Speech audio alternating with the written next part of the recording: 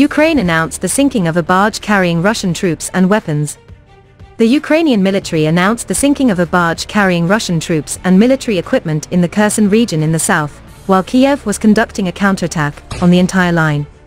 On September 19, the Southern Operations Command of Ukraine said that the Kiev side prevented Russian forces from crossing the Dnipro River in the Nova Kakhovka region, Kherson region. Specifically, Ukraine said that it destroyed a barge carrying Moscow's troops, weapons and military equipment.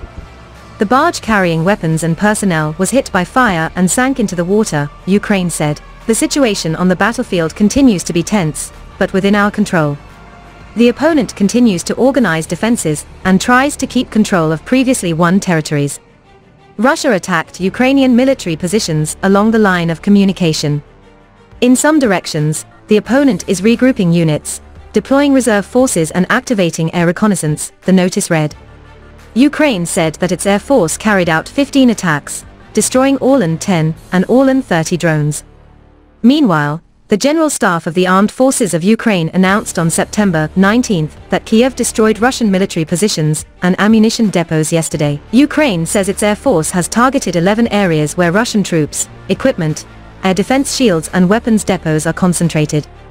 Ukrainian rocket and fire forces destroyed 5 Russian positions and 3 ammunition depots. In addition, Ukraine says it has intercepted Russian attacks on Mykolaiv Druha, Kurdyumivka and Zaitsev. Russia has not yet commented on the above information. Ukraine recently launched a high-speed counter-offensive operation in the east and south, focusing on the 2 regions of Kharkov and Kherson. On September 13, Ukrainian President Volodymyr Zelensky said that the country has regained 6,000 square kilometers of territory in the east and south since the beginning of September. Ukraine says it distracted Russia by declaring a counterattack in the south, but then turned to the northeast to strike an area where Russia has deployed relatively thin forces. Russia confirmed that it had withdrawn its troops from some areas in Kharkov to redeploy its formation, and at the same time provided training to send more troops and equipment to strengthen forces in this area. The sudden quick counterattack by Ukraine to regain thousands of square kilometers of territory in the northeast has raised the prospect that the Russian army is in a difficult position to be able to continue maintaining the war for a long time.